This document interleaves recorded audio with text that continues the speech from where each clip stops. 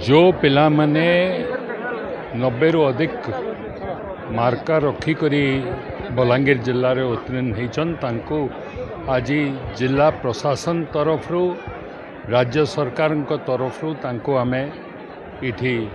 सम्मानित करिछु एवं आगामी दिन रे से तांकर शिक्षा को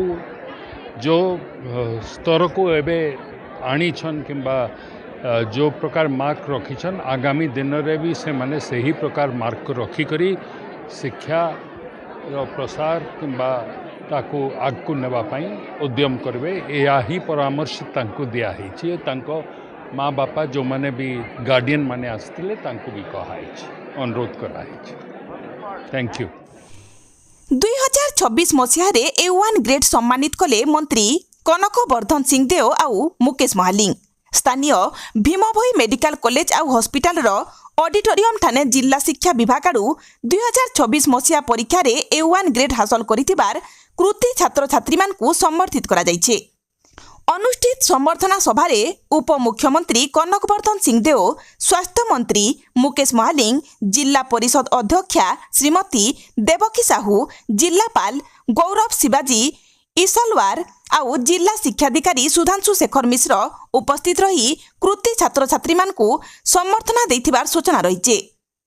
AHC आउ CBSE परीक्षा 2026 रे जेन छात्र छात्री माने A1 ग्रेड हासिल करूछन ताहाकु आज मानपत्र आउ ट्रॉफी देई उप मुख्यमंत्री आउ स्वास्थ्य मंत्री सम्बर्धित करिथिबार देखबार के मिलिছে।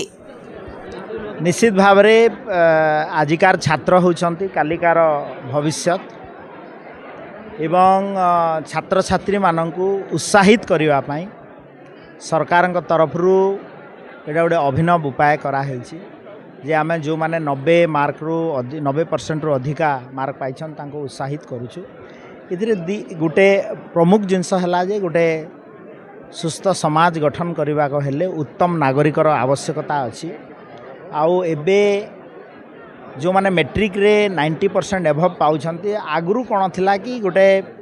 स्पेसिफिक एरिया रे मेडिकल इंजीनियरिंग प्रोफेशनल कोर्सेस को जाउथिले किंतु एबे सोशल साइंस आईटी क्षेत्र रे इनोवेशन स्टार्टअप ये सब दिगरे एवं आमे गोटे भारत वर्ष को विकसित भारत करिया पई पिला मानंकु तृणमूल स्तर उत्साहित करिया पई ये कार्यक्रम करा जाय छै।